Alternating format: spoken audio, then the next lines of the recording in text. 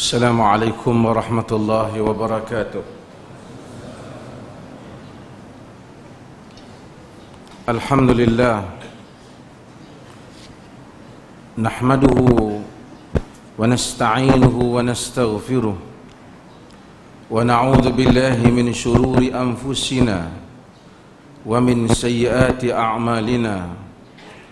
Man yahdihillahu fala mudilla lahu wa man yudlilhu fala hadiya lahu.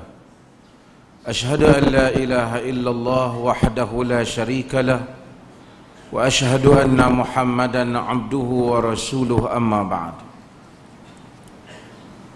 Hadirin dan hadirat yang dirahmati Allah, semalam kita telah bahaskan tentang apa yang dikatakan sabab wurudil hadis, sebab mengapa sesebuah hadis itu lahir. Sebab hadis itu kemungkinan dalam bentuk perkataan baginda Nabi sallallahu alaihi wasallam, ataupun mungkin dalam perbuatan baginda Nabi sallallahu alaihi wasallam, atau mungkin pengakuan baginda Nabi sallallahu alaihi wasallam. Sebahagian daripada hadis-hadis itu mempunyai ikatan yang kuat antara ungkapan, perbuatan atau pengakuan Nabi dan sebab yang mencetuskan hal-hal itu berlaku. Dan kita telah bahaskan sebahagian daripada muqaddimah yang penting pada malam semalam. Pada malam ini saya ingin menyentuh beberapa benda. Antaranya ialah sebab pembahagian kepada jenis-jenis sebab yang mana Nabi SAW bertindak, bercakap ataupun bertindak atau mengakui sesuatu hal. Sebagai contohnya, umpamanya, bahagian yang pertama saya sebut dalam tulisan saya ini ialah as-sababul zahir, sabab ataupun sebab yang zahir, yang jelas. Bahagian yang kedua kita sebut sebagai as-sababul khafi, sebab yang tersembunyi. Contohnya, dalam riwayat Abu Hurairah, seorang telah datang kepada Nabi sallallahu alaihi wasallam. Dia kata kepada Nabi, ya Rasulullah, ausini, wahai Rasulullah, wasiat kepadaku, bagi pesan kepadaku. Nabi kata, la taghdab, jangan kamu marah. Faraddada miraran, dia ulang berulang kali, pesan padaku. Nabi kata, la taghdab, jangan marah, dalam hadis yang diriwayatkan oleh Al-Imam Al-Bukhari. Kalau ditanya apakah sebab Nabi bagi wasiat pesanan kepada dia yang zahir, sebabnya kerana dia minta pesanan. Tetapi apakah sebab yang tidak zahir yang menyebabkan Nabi kata la taghdab, jangan kamu marah, yang kita tak tahu, tak ada dalam teks ni? Sebabnya ialah kerana seperti mana yang diijtihad oleh para penganalisa hadis, orang yang bertanya ni mungkin kaki pemarah. Sebab dia ni mungkin panah baran, kaki baran. Nabi kata kat dia, la taghdab. Kenapa Nabi tak kata pergi sedekah ke? Nabi tak pesan dengan pesanan yang lain. Ramai orang datang kepada Nabi, tanya pesanan, Nabi bagi perpesanan yang berbeza-beza. Kenapa dia bila tanya, asyik Nabi kata jangan marah, jangan marah, jangan marah. Sebab yang kenapa Nabi pesan, dia tanya, itu yang jelas lah. Tapi di sebalik itu, yang tersurat dan yang tersirat. Yang tersiratnya ialah kerana dia adalah satu orang yang pemarah. Yang maka dengan itu kita bahagikan sebab ini ialah kepada sebab yang zahir dan sebab yang khafi. Sebab yang zahir dan sebab yang khafi. Saya buat contoh yang lain. Umpamanya satu orang dia datang, Nabi SAW dalam hadis larang, man yusbiha ahadukum man yudahha ahadukum fala yusbihanna thalathan wa fi baitihi syai'un min. Man yudahhi, sesiapa yang yudahhi, yakni siapa yang menyembelih adhiyah ataupun korban, jangan sampai dia tunggu sampai 3 hari, di rumah dia masih ada sesuatu yang mana dia simpan. Ini sebab ni, hadis ni ada sebab. Para sahabat pun tak makan lah. Bila sembelih cukup 3 hari, sebelum 3 hari bagi semua daging-daging yang disembelih itu dibahagikan. Sahabat tak tahu apa sebabnya. Sahabat tak tahu apa sebabnya. Bila datang tahun depan, sahabat tanya Nabi SAW, naf'alu kama fa'alna fi 'amil madi? Wahai Rasulullah, adakah patut kita buat macam mana kita buat pada tahun lepas? Nabi kata, kana amal madi an-nasu bil juhd. Kana an-nas amal madi bil juhd. Manusia pada tahun yang lepas susah. Fa aradtu an tu'inahum, an tu'inu. Aku mau supaya kamu menolong mereka dalam hal itu. Kulu waddakhiru, kata Nabi, makan dan simpan, tak apa, tahun ni tak apa, tahun lepas tu kerana orang susah. Jadi Nabi bagi satu arahan Nabi SAW tak diketahui sebabnya. Kemudian Nabi bagi tahu sebabnya. Sebab apa? Bila tahun lepas sembelih korban tak boleh simpan 3 hari. Bila tahun berikutnya sahabat pun rasa mungkin tak boleh simpan 3 hari. Nabi kata tak apa, tahun ni tak apa, tahun lepas tu orang susah.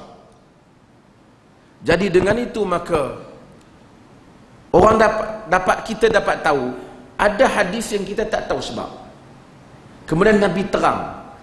Bahagian ni kita panggil mubayyan. Mubayyan ni maksudnya kita tak tahu sebab, tapi Nabi bagi tahu sebab dia apa.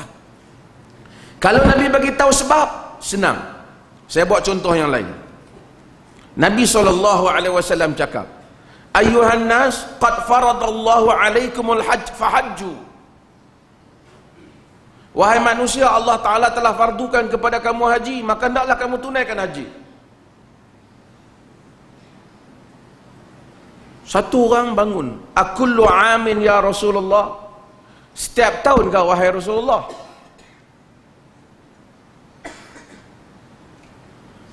Fasyakat, Nabi diam. Hatta qalaha salasan, sehingga dia ulang sampai 3 kali. Kemudian Nabi kata, lau qultu na'am la wajabat wala mastata'tum. Jika kau kata ya, mesti wajib dan kamu tak akan dapat menunaikannya. Nabi SAW apabila dia jawab respon kepada kawan tu, sebab kawan tu tanya lah, tapi kenapa baginda SAW tak mau memberikan jawapan, kita tak tahu. Kita tak tahu sebab apa. Masa dia diam kita tak tahu. Tapi dia bagi tahu. Sebab apa? Kalau dia kata na'am, maka perkara itu akan menjadi wajib. Karena Allah Subhanahu wa taala tak suka duk persoal. Bila Nabi kata macam umat Nabi Bani Israel, bila orang kata dia duk ulang, dia tanya lembu apa, warna apa, ia akan boleh menyebabkan jatuhnya hukuman Tuhan. Nabi SAW diam. Kita tak tahu sebabnya. Kemudian Nabi SAW memberitahu sebabnya. Jadi ada hadis yang Kita tahu sebab zahir, kita tahu ada sebab khafi di sebaliknya. Ada kita tak tahu sebab, kemudian Nabi SAW memberitahu sebabnya, maka kita pun tahu apakah sebabnya baginda SAW buat sesuatu tindakan. Ada beberapa contoh lagi. Contohnya umpamanya daripada Abi Mas'ud, satu orang lelaki kata, ya Rasulullah, inilah ata'akharu 'anis salati fil fajr mimma yutilu bina fulan fiha. Rasulullah, aku ni lambat semayang ni sebab apa kerja ni, sebab ada tu imam tu panjang sangat jadi imam.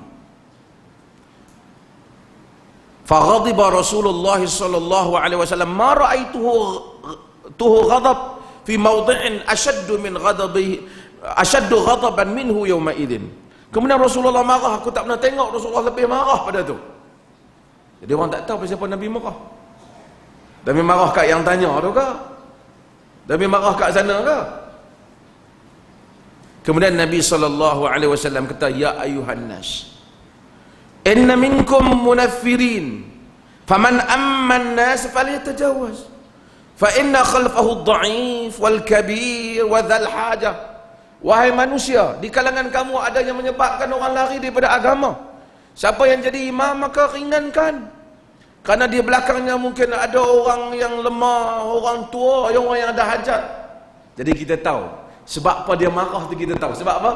Sebab dia beritahu. Jadi kadang-kadang ada hadis Nabi kita tahu sebab dia. Ada jenis sebab yang kita tak tahu, macam dia cakap, kita tahulah. Dia jawab soalan, kita tahulah sebab orang tanya.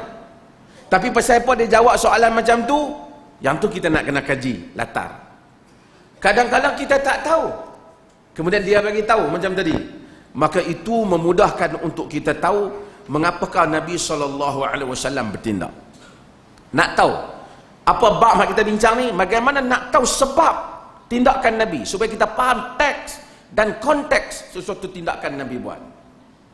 Kadang-kala Nabi ni dia respon kepada soalan. Orang tanya, baginda SAW jawab. Orang tanya, wahai Nabi, ya Rasulullah, orang tanya, man as'adan nas bi syafa'atika yaumal qiyamah. Wahai Rasulullah, siapakah orang yang paling bahagia dengan syafaat engkau pada hari kiamat? Qala Rasulullah sallallahu alaihi wasallam, laqad dhanantu ya Abu Hurairah alla yas'alani an hadzal hadits ahad awalan minka lima ra'aitu min harsika 'ala al hadits. Wahai Abu Hurairah, aku pun tak sangka, aku pun duk sangka engkau lah orang yang paling awal sekali akan tanya hadis ni, sebab aku tengok kau sungguh-sungguh nak tahu hadis ni. Kemudian Nabi SAW jawab bahawa as'adan nas bi syafa'ati yaumal qiyamah man qala la ilaha illallah khalisan min qalbihi wa nafsihi. Orang yang paling bahagia dengan syafaat aku pada hari kiamat ialah orang yang nyebut la ilaha illallah dengan ikhlas daripada jantung, hati dan diri dia. Jadi Nabi respon kepada soalan. Oleh kerana Nabi ni deal dengan orang, dealing dengan sahabat, dengan situasi. Kadang-kadang Nabi SAW orang tak tanya, tapi baginda SAW bagi tahu, kerana dia dengar benda tu. Dia ada dua keadaan. Kadang-kadang ada peristiwa berlaku, Nabi tengok. Orang tak tanya, Nabi tengok, Nabi ulas kejadian tu. Umpamanya Nabi tengok dalam riwayat hadis yang diriwayatkan oleh Imam Bukhari, nasabi'a rajulan, Nabi tengok satu orang duk puji orang lain berlebih-lebih, wa yutrihi, berlebih-lebih puji dia. Nabi tengok, Nabi kata sami'an, dalam hadis kata sami'an nabiyyu rajulan yusni ala rajulin wa yutrihi. Nabi dengar satu orang puji satu orang lelaki lebih berlebihan dalam puji dia, angkat, orang panggil apa, jack, lebih sangat. Faqal, Nabi kata ahlaktum wa qata'tum dhahra ar-rajul. Kamu rosakkan dia, kamu potong belakang dia, kamu bagi dia jadi pam dia lebih. Yang ni Nabi respon kepada keadaan. Banyaklah hadis-hadis yang kadang-kadang Nabi SAW, Nabi baik dengan Abdul Rahman bin Auf umpamanya. Nabi tengok Abdul Rahman bin Auf asar as-safrah. Nabi tengok dia main kat Nabi ada bedak kuning semua ni. Dalam riwayat dia berkata mahyam. Mahyam ni bahasa Yaman. Apa cerita ni? Benda ni bedak orang perempuan pakai. Tazawwajtu imra'atan ala wazn nuwat min dhahab. Rasulullah, aku kahwin, aku bayar sebesar biji tamar tu daripada emas, bayar. Faqala Nabi barakallahu laka awlim walau bisyah. Nabi kata semoga Allah berkati kau, buatlah kenduri sikit walaupun seekor kambing. Padahal dengan Abdul Rahman bin Auf lah, ada duit sikit kan. Dalam hadis ni yang diriwayatkan oleh Imam Bukhari juga, menunjukkan Nabi dia tengok satu peristiwa, dia respon kepada peristiwa yang berlaku pada zaman dia. Kadang-kala yang ni kita nak kena faham, kita nak kena deal juga, kena faham apa yang Nabi sedang berurusan. Kadang-kadang Nabi tak tengok, tapi orang bawa berita kat Nabi. Contoh, dalam riwayat Abi Bakrah yang diriwayatkan oleh Imam Bukhari juga, orang bagi tahu kepada Nabi SAW bila Kisra mati. Kisra ni maharaja,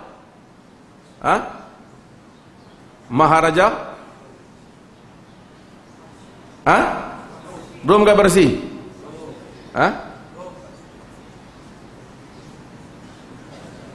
Rom ke Persia? Apabila Maharaja Parsi mati, maka atau Kaisar, apabila maka orang beritahu Nabi SAW kata man istakhlifu. Nabi dia orang lantik siapa ganti? Orang kata bintah, anak perempuan dia ganti jawatan tu. Nabi kata lan yufliha qaumun wallau amrahum imra'ah. Tidak akan berjaya satu kaum yang mana telah melantik menguruskan urusan mereka, wanita menguruskan urusan mereka. Tak berjaya satu kaum, lan tu sama sekali tak berjaya satu kaum yang melantik wanita menguruskan urusan mereka. Jadi Nabi ulas kepada siapa ni? Ulas kejadian Parsi tu. Hadis ni oleh kerana Nabi ulas Parsi, maka ulama ada perbincangan. Adakah Nabi maksudkan semua orang yang mana wanita urus jadi tak akan berjaya satu kaum? Ataupun Nabi respon kepada Parsi tu lah, dalam keadaan sifat seperti Parsi tu, dengan nilai yang macam itu. Tiba-tiba satu orang nak lantik pengetua perempuan di sekolah, dia pun buat keluar hadis ni, tak akan berjaya. Boleh? Ada orang guna, tapi sebahagian scholar, sebahagian ilmuwan cuba mengaitkan ulasan ini dengan isu Parsi, kerana hendaklah melihat kepada konteks yang Nabi ulas itu. Kerana Nabi SAW respon kepada atas alasan berapa alasan lah. Bukan kata tak boleh, bukan kata suruh perempuan jadi pemimpin. Kerana Quran pernah menceritakan ada wanita yang berjaya, seperti Ratu negara Sabah yang disebut dalam riwayat Siti Nurhalizah sebagai nama Balqis. Quran tak sebut nama dia, jadi dia Quran cerita jaya. Akhirnya dia patuh bersama dengan Sulaiman. Kalau dia pakai nasihat laki dia teruk, dia suruh perang dengan Sulaiman, tapi dia mengambil langkah perdamaian. Dia lebih bijak daripada menteri-menteri lelaki dia. Quran merakamkan kisah itu. Kalau umum sama sekali satu kaum tak akan berjaya, maka berarti ini tak terpakai kepada bagaimana Quran boleh membawa kisah itu. Maka sebahagian para sarjana mengaitkan perkataan ini berkaitan dengan negara Parsi. Tak apalah, ada perbezaan pandangan, tak apalah, taklah jadi kafir, mukab beza macam tu.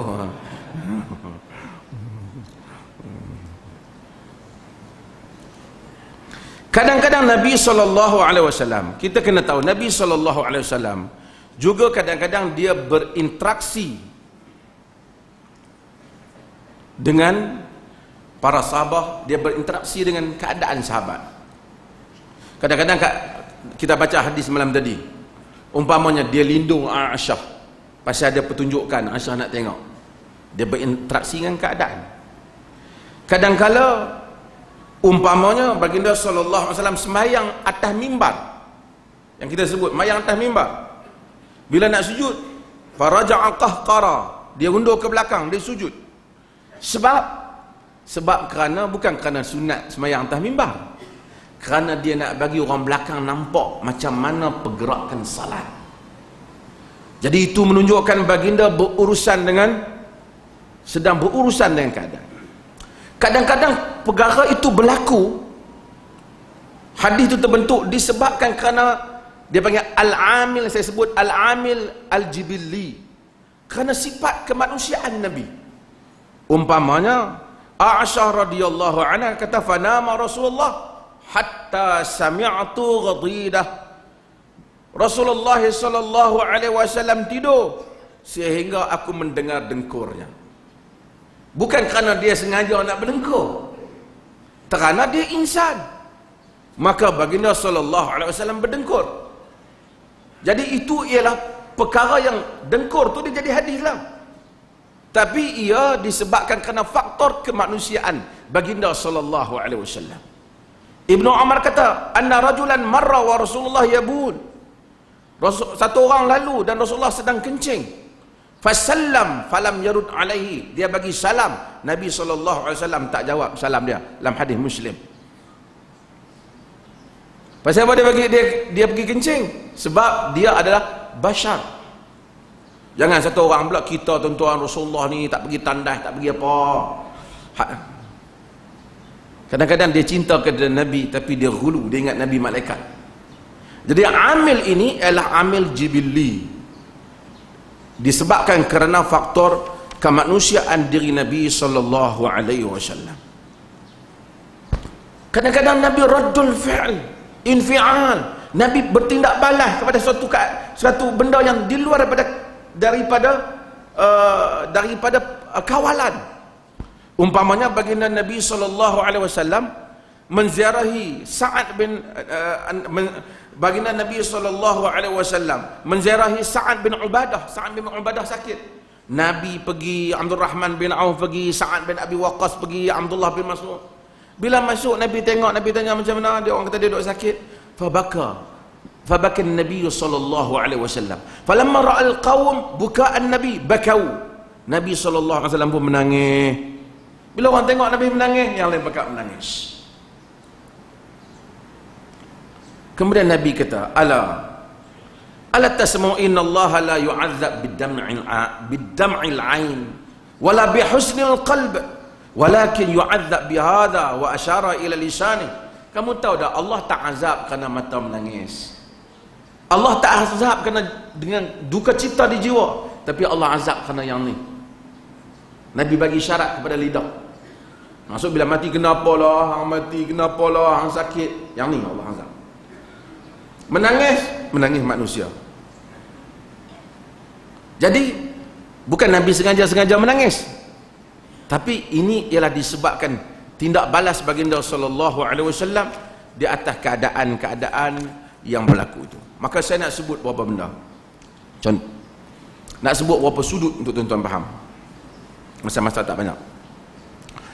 Ada 4 dimensi yang mesti saya selalu tegar, dimensi yang mesti kita faham, yang menyebabkan sesuatu hadis Nabi kadang-kala berlaku. Yang pertama kita sebut al-bu'du al-mukhatibi, dia punya addresser factor, diri Nabi itu sendiri. Yang ni keadaan Nabi tu menyebabkan benda tu berlaku. Kadang-kadang Nabi ni dia sakit. Kadang-kadang baginda Nabi SAW umpamanya keadaan dia, dia letih, dia, jadi dia bertindak berdasar keadaan diri dia. Saya nak buat contoh. Dalam hadis Abu Hurairah, dia sebut, falamma uqimatis salat wa uddilatus sufuf qiyaman, bila dah orang dah qamat dan saf pun tu diatur, fa kharaja ilaina Rasulullah sallallahu alaihi wasallam. Ni hadis yang diriwayatkan Bukhari juga. Nabi pun keluar kepada kami, Nabi imam. Falamma qama fi musalla dzakara annahu junub. Bila Nabi nak sembahyang, Nabi teringat kata Nabi berjunub. Tak mandi wajib lagi. Faqala lana, Nabi kata, makanakum, semua duduk tempat masing-masing. Maksudnya duduk langsar lah, tunggu saat. Summa raja' faghtassal. Kemudian Nabi kembali, Nabi mandi. Summa kharaja ilaina, kemudian Nabi keluar kepada kami. Wa ra'suhu yuqtiru fakabbar fasallaina ma'ahu, rambutnya basah, yaqturu fakabbar fasallaina ma'ahu, rambut dia basah, kemudian dia bertakbir dan dia bersalat bersama dengan kami.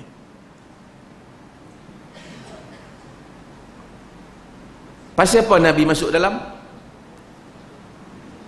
Pasal makmum ke pasal dia sendiri? Pasal makmum ke pasal diri dia? Pasal diri dia. Yang ni kita panggil al-bu'du al-mukhatibi, keadaan diri Nabi tu. Jadi kita menjadi tu imam, keluar-keluar masuk masaf, teringat, aku tak mandi wajib lagi. Daripada tunggu lama mayang ambil. Tak boleh buat itu.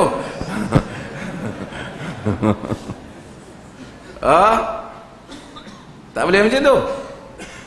Dia boleh suruh tunggu saat nak masuk dalam saat. Zaman Nabi dia faham, zaman kita tak habaq pun tak apalah. Kalau habaq dia apa punya tu imam. Boleh main masjid sampai tak teringat langsung. Payahlah kan. Tapi Nabi SAW faktor, jadi kita tiba-tiba tengok Nabi ni dia keluar, dia suruh orang duduk, dia masuk balik.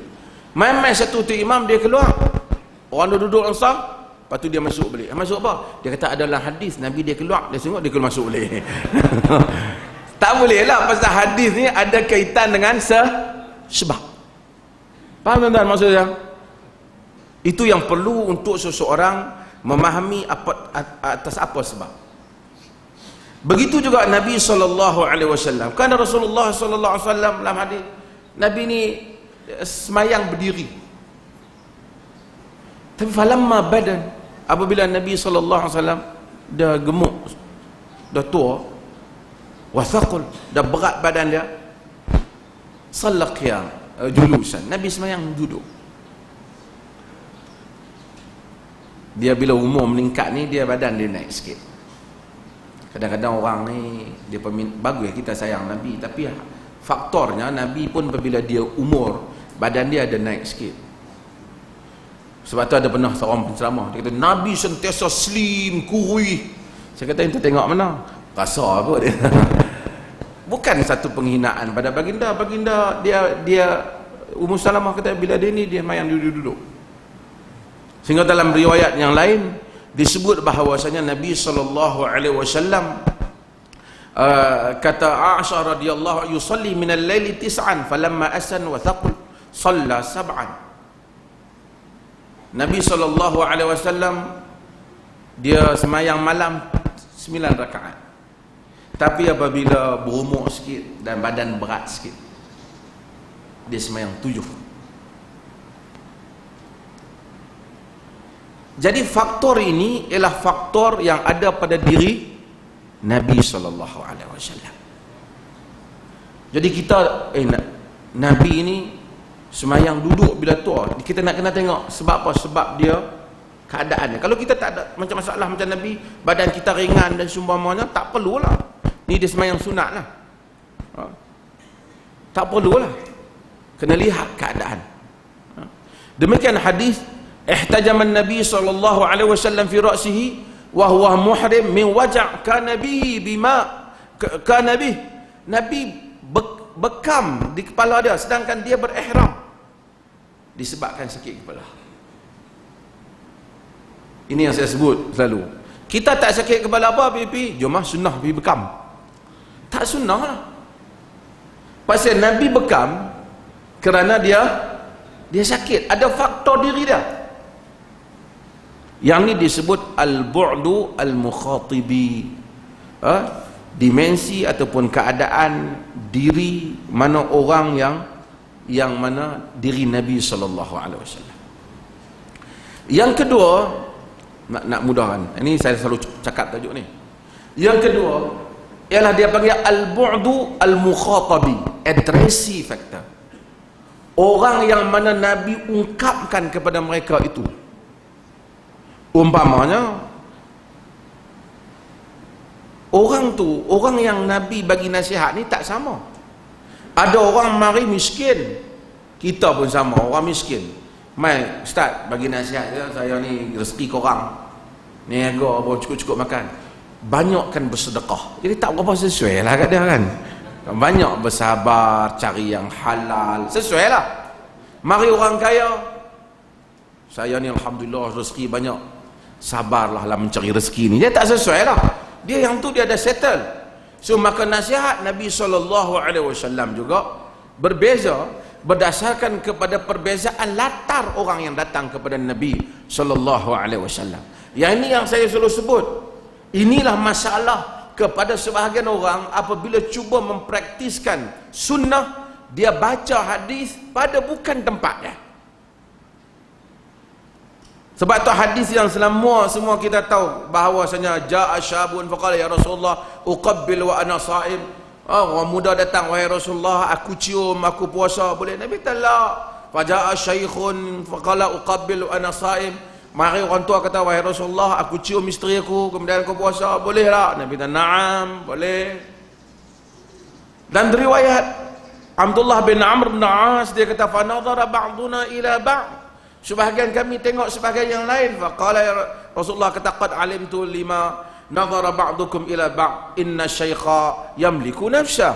Dalam hadis yang diriwayatkan oleh Imam Bukhari juga, Nabi kata aku tahu bahawasanya hadis ini diriwayatkan oleh Abu Dawud, Tirmizi juga.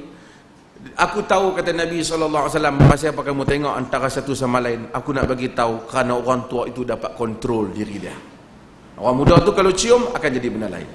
Jadi Nabi SAW bagi satu jawapan yang berbeza bagi soalan yang sama disebabkan kerana perbezaan latar orang yang datang berjumpa dengan Nabi SAW. Inilah jawapan kepada kita tengok hadis Nabi SAW yang bunyi sama, ayyu amalil ahabbu ilallah, wahai Rasulullah amalan apa yang Allah paling suka? Mai sahabat lain, ya Rasulullah ayyul a'mal ahabbu ilallah, wahai Rasulullah amalan apa yang paling Allah suka? Oh ya Rasulullah ayyul a'malil afdal, wahai Rasulullah amalan apa yang paling afdal? Soalan semua sama tapi jawapan berbeza. Jawapan berbeza disebabkan perbezaan latar orang yang bertanya. Bukan Nabi tidak konsisten. Maka bila ada orang tanya dalam riwayat Abdullah bin Mas'ud, amalan apa? Nabi kata as-salat ala waqtiha, sembahyang pada waktunya. Sumai ai, kemudian apa? Birrul walidain, buat baik pada ibu bapa. Sumai al-jihad fi sabilillah, jihad pada jalan Allah. Dalam riwayat Aisyah orang lain tanya benda yang sama. Nabi kata adwamuha, amalan yang berterusan, wa in qalla, walaupun sedikit, kata Nabi. Mari orang lain tanya amalan apa yang paling afdal? Nabi kata imanu billahi wa rasul, beriman dengan Allah dan Rasul. Tak sebut amalan perbuatan tak, iman jadi amal. Sebab Nabi tahu dia ni kena tingkat lagi masalah iman. Mari orang lain tanya yang mana ayyul a'mali afdal, wahai Rasulullah apa amalan yang afdal? Dalam hadis Abi Umamah Nabi kata alaika bis-saum fa innahu la adla lah, hendaklah kamu puasa, tak ada yang dapat menandingi puasa. Tak sebut langsung sembahyang. Namun Nabi tahu dia sembahyang okey dah, dia ni puasa mungkin, so Nabi puasa sebut dia puasa. Maka dengan itu Nabi SAW berurusan dengan latar manusia yang berbeza, maka tindakan Nabi berbeza. Ini juga yang saya sebut bahawasanya adakah semua ungkapan-ungkapan Nabi pada zaman dahulu boleh diungkapkan kepada umat yang berbeza pada zaman kemudian jika sekiranya ungkapan itu mempunyai konteksnya yang tersendiri, mempunyai latarnya yang tersendiri. Para ulama menyebut bahawasanya kadang-kadang Nabi berbeza itu sebab perbezaan latar orang, perbezaan keadaan masa itu.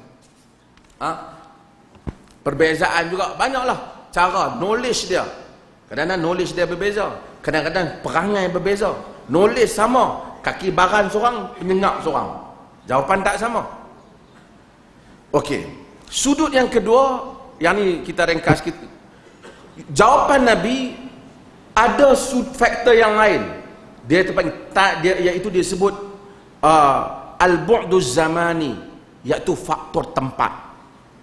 Nabi SAW sebut suatu perkara itu al-bu'du, sebelum itu al-bu'duz zamani, iaitu faktor masa, time factor. Kenapa Nabi SAW tak mau buat satu tindakan? Kadang-kadang kerana keadaan semasa itu tidak mengizinkan. Di antara yang mana keadaan tak mengizinkan, cita-cita Nabi kalau boleh Kaabah tu Nabi nak runtuhkan, Nabi nak buat lain macam Nabi Allah Ibrahim. Sebab Kaabah yang ada ni sebenarnya tinggi dia semua tak sama. Quraisy dia buka, dia ubah banyak kali. 4 segi itu 4 segi lah, tapi segi tinggi tak sama. Nabi panjang lah hadis. Tapi Nabi kata, laula hadatsaka qaumiki bil kufr la naqattu al baita thumma la banaitu ala asasi Ibrahim alaihi salam. Fa innal Quraisy iqtasarat bina'ahu wa ja'alahu khalfa. Kata Nabi sallallahu alaihi wasallam, Aisyah kalaulah tak fikir Quraisy ni baru masuk Islam, aku nescaya nak runtuhkan Kaabah ni, aku nak bina balik macam Nabi Allah Ibrahim, bagi sama balik. Quraisy telah rendahkan dia tinggi sikit daripada binaan Ibrahim masa Ibn Amr. Tapi pasal pun Nabi tak buat hasrat tu disebabkan kerana Nabi bimbang kalau buat benda tu Quraisy akan terkejut. Pasal Kaabah sensitif. Jadi untuk menjaga keadaan maka Nabi SAW tak buat. Contoh yang lain, hadis yang selalu kita tahulah bila nak main bulan puasa. Nabi SAW kharaja min jawfil lail fa shalla fil masjid. Bulan puasa Nabi keluar tengah malam, Nabi semayang di masjid. Fa shalla rijalu bi salati. Orang tengok Nabi semayang di masjid, orang pun bukan semayang di belakang Nabi. Fa asbahan nasu yatahaddatsun bidzalik. Maka orang ramai duk bercakap, oh, semalam Nabi SAW semayang di masjid, kami ikut dia. Fajtama'a akthar minhum. Maka malam besok ramai lagi main semayang. Ni semayang apa ni? Tarawih ni? Qiyam Ramadan. Dia kata, tengok, mana pernah Nabi semayang jemaah? Sayyidina Umar semayang jemaah. Tu macam tu orang kata boleh buat bid'ah. Tak, yang semayang jemaah yang pertama siapa? Nabi SAW. Fajtama'a akthar minhum. Nabi pun dia orang pun berimpun lebih banyak. Fa kharaja Rasulullah fil laili tsaniyah. Pada malam yang kedua Nabi SAW keluar. Fa sallu bi salati. Nabi SAW semayang dan orang ramai pakai ikut Nabi semayang. Fa asbaha kana lailatul kemudian berikutnya pada malam ketiga lagi ramai orang. Sehinggalah pada malam kanatul lailatul rabi'ah, nak ringkas pada malam yang keempat, ajazal masjid an ahlihi. Penuh masjid. Pakai duk tunggu nak semayang tarawih dengan Nabi SAW. Falam yakhruj ilaihim Rasulullah SAW. Nabi tak keluar. Nabi tak keluar. Bila tak keluar ada lah ramai-ramai. As-salah. As-salah. Nak bagi Nabi kut Nabi telena ke dalam kan? As-salah. Nak bagi tahu kata dia duduk tunggu nak solat dengan Nabi sallallahu. Falam yakhruj ilaihim Rasulullah hatta kharaja lis salatil fajr. Sehingga semayang masa waktu semayang subuh baru keluar. Falamma qadal fajr aqbala 'ala an-nas. Bila dah selesai semayang subuh, Nabi menghadap ke orang ramai. Summa tasyahhad. Kemudian Nabi pun berucaplah asyhadu an la ilaha illallah, berucap. Amma ba'd, adapun selepas daripada itu. Dia sebenarnya amma ba'd. Ba, dal, ba, ain, dal. Ba, selepas daripada itu. Cara Nabi bercakap lah kan. Setengah orang ni dia nak Arab sangat. Amma ba'd. Oh. Itu ba'd tu sebahagian. Ni ba'd selepas. Amma ba'd kata Nabi sallallahu alaihi wasallam. Fa innahu lam yakhfa alayya sya'nukum al-laila. Nabi kata sebenarnya bukan aku tak tahu apa yang apa buat malam tadi yang bertunggu aku. Maksudnya lakinnani khashitu an tufrada alaikum salatul lail fata'jazuna anha. Tapi kata Nabi, aku bimbang nanti difardukan sembahyang malam kepada kamu tak mampu. Maksud Allah tak akan fardukan benda yang tak mampu, tapi Allah mungkin fardukan benda kamu mampu, kamu tak buat nanti. Jadi kenapa Nabi tak keluar? Sebab apa? Nabi tak mau jadi kefarduan. Nabi tahu Allah tak akan fardu benda yang tak mampu, tapi bila Allah fardu benda kita mampu lah. Tapi kita tu lemah, Nabi tak buat, kita belum masalah pula. Nabi kesian kat kita. Sebab itu Al-Imam Syatibi kata, apabila Nabi dah tak ada, Omar buat. Kenapa Omar buat? Sebab Nabi bukan tak mau semayang tu, Nabi takut fardu je. Sebab zaman Nabi wahyu masih turun. Adapun Omar wahyu tak turun, dia semayang lah macam mana pun tak akan turun. Omar kata semalam turun wahyu, wajib pula lah. Dia bukan, kerana dia bukan Rasul. Jadi faktor zaman Nabi lain, zaman Omar.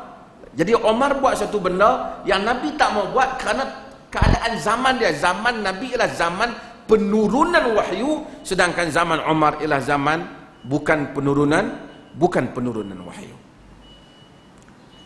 Saya buat contoh yang lain. Tak apa, ambil sekejap.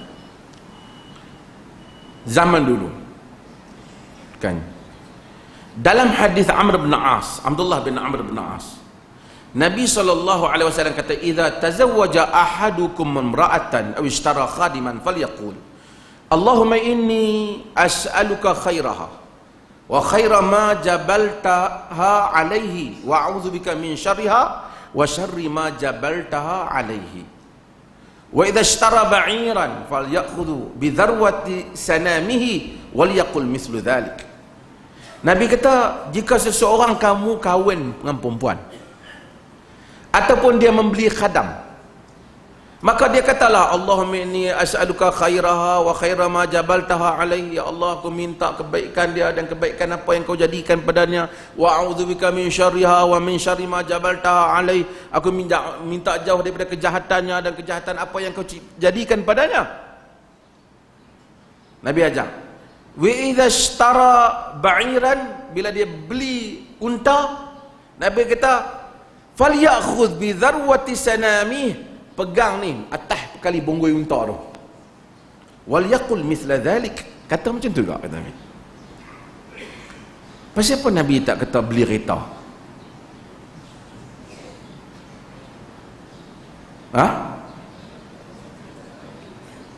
Ataupun siapa beli motor? Sebab kerana pada zaman itu kenderaan orang adalah, soalan dia, boleh tak kalau doa ni baca kat kereta? Dia tahu kereta tak boleh, dia ada tayar, ni ada kaki. Ini satu pentafsiran. Tapi hatta Al-Albani yang biasanya menafsirkan hadis ni agak literal, Al-Albani kata hatta kereta sunat baca yang juga. Walaupun Nabi tak sebut kereta, Nabi sebut unta. Kenapa Nabi sebut unta? Kerana Nabi bercakap pada zaman orang naik unta. Yang ni faktor zaman. Faktor zaman. Sebab dia tu sebab ada kaitan dengan, sikit lagi.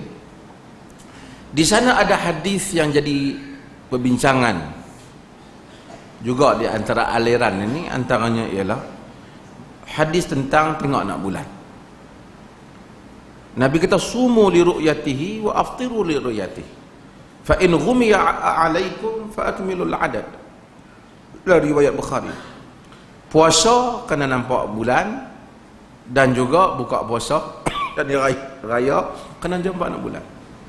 Fa in ghumiya alaikum, jika kamu tak nampak, ghaim, terselindung, tertutup, fa akmilul adad, maka sempurnakan bilangannya, ini jadi 30 hari. Nabi tak kata jika tak nampak kamu tengok falak, ilmu astronomi kan. Nabi tak kata tak nampak, sempurna kan, simple lah Nabi. Adakah hadis ni menunjukkan bahawasanya kita tak boleh guna ilmu moden ini? Ataupun kerana hadis ni berkaitan dengan apa yang Nabi sebut? Nabi pernah sebut dalam hadis, Nabi kata, nahnu ummatun ummiyah, kami umat, kita umat yang tak membaca, la naktub wa la nahsub, kita tak menulis dan kira tak mengira, asyahrul hakadha wa hakadha, bulan macam ni. Jadi kerana zaman tu orang Arab tak ada ilmu ni, jadi takkanlah Nabi nak suruh dia buat benda tu. Bagi sebahagian ahli ilmuwan, mereka kata pakai hadis tak nampak saja cukupkan 30 hari, tak ada boleh duk pergi ambil ilmu astronomi ke apa. Sebahagian melihat hadis ni mempunyai faktor waktu, kerana Nabi bercakap pada zaman ilmu ini belum berkembang dengan begitu canggih. Maka apabila zaman berubah, maka kita kena lihat ilmu ini di sudut faktor masa. Ini yang disebut sebagai al-bu'du zamani. Yang berikutnya ialah al-bu'dul makani, yang besok saya akan biasa macam mana nak cari benda ni, macam mana cara nak faham ni, nak ring. Al-bu'dul makani maksudnya Nabi SAW bercakap berdasarkan kepada faktor tempat. Mudah ajalah. Nabi kata dalam hadis Ibnu Amr, dia kata farada Rasulullah zakatul fitr sa'an min tamar sa'an min sa'ir ala abdul wal hur wal dzakar wal unsa wal saghir wal kabir minal muslimin. Nabi telah fardukan zakat fitrah segantang daripada tamar, segantang daripada bali, daripada hamba, sama ada hamba yang merdeka ataupun yang hamba, lelaki ataupun perempuan, yang tua ataupun muda. Beras tak masuk. Nabi tak ada dalam hadis mana pun yang sebut zakat fitrah dengan beras, tak ada. Kenapa kita benarkan zakat fitrah dengan beras? Sebab di atas tafsiran Nabi bercakap bagi penduduk yang makan tamar dan bagai makan bali, dan kita andaikan jika sekiranya baginda cakap pada negeri yang makan beras, tentu baginda akan sebut segantang daripada beras. Ini sebenarnya faktor tempat, andaian di atas tempat. Termasuk dalam hadis yang seperti ini juga Nabi SAW kata, innal yahud wan nasara la yasbughun fakhalifuhum.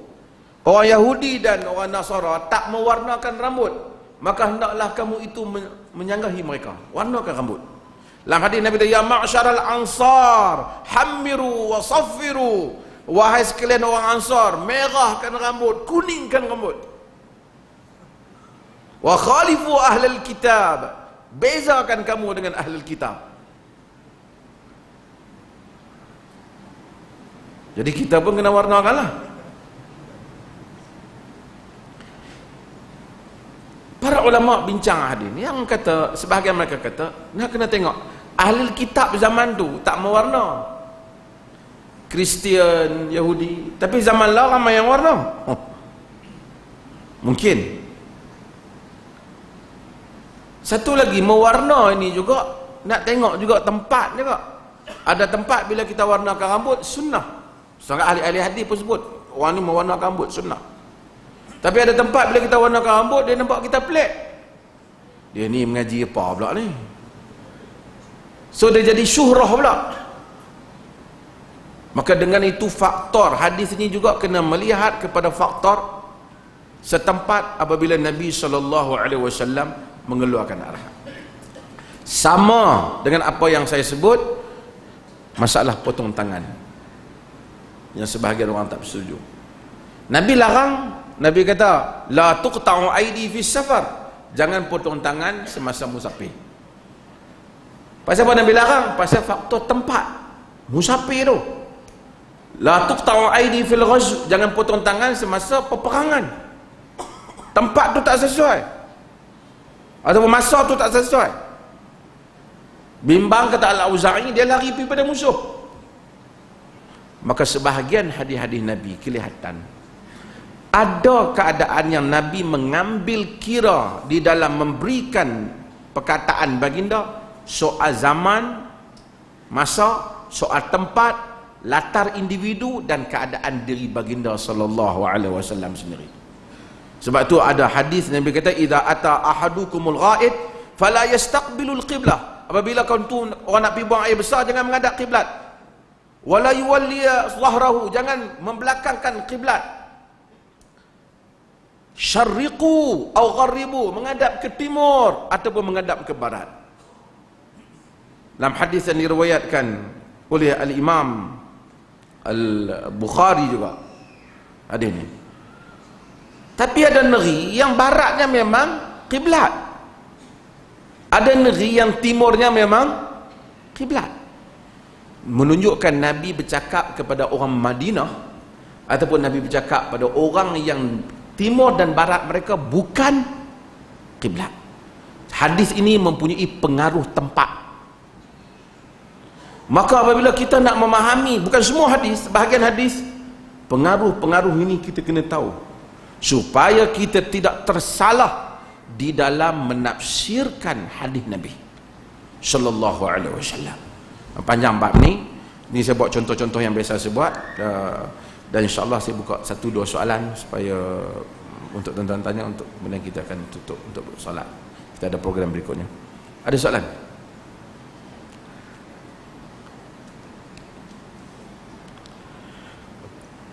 Satu.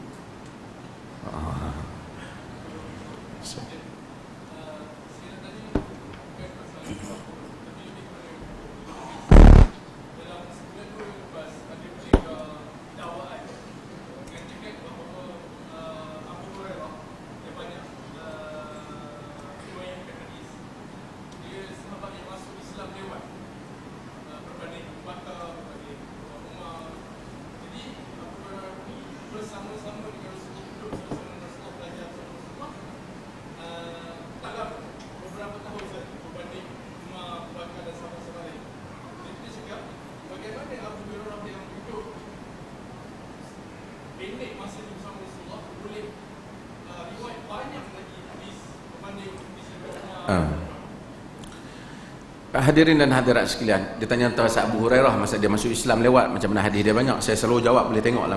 Tapi cuma saya nak sebut, kadang-kadang orang dia cakap ada 200,000 hadis, ada 300,000 hadis, 400,000 hadis.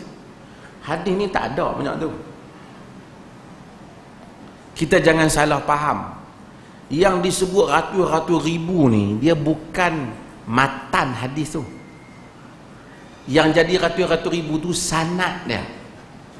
Kadang-kadang hadis tu satu saja, tapi kalau tengok pada sanad mungkin boleh pergi sampai beratus bagi satu matan yang sama. Kerana kalau tidak orang nak heran, sejuta hadis kita nak macam-macam nak hafal, nak kata Nabi cakap sejuta. Dia bukan cakap sejuta, hadis tu sama. Bila orang ni riwayatkan, kadang-kadang dia guna bahasa dia. Kau ni riwayatkan hadis tu juga kadang-kadang ada sikit perubahan bahasa, makna yang sama. Dah jadi dua. Tapi melalui kalau ambil Abu Daud, ambil Tirmizi, ambil Ibnu Majah, Ibnu Abi Syaibah, dia ambil jadi banyaklah hadis yang sama. Jadi kalau satu tokoh tu dia hafal semua jalan ini, bagi satu hadis mungkin dia hafal 100 satu hadis, 100 jalan hadis. Jadi apabila kita kata satu tokoh tu dia cek balik satu hadis tu, dalam 20,000 hadis orang tu dia cek, 30,000 hadis cek, bukan dia ambil buku dia cek satu-satu. Macam benda tu duduk dalam kepala dia. Macam ni saya nak bagi faham tuan-tuan. Tuan-tuan bergaul dengan satu orang, tak pernah berpisah dengan dia, duk baik daripada kecil 15 tahun.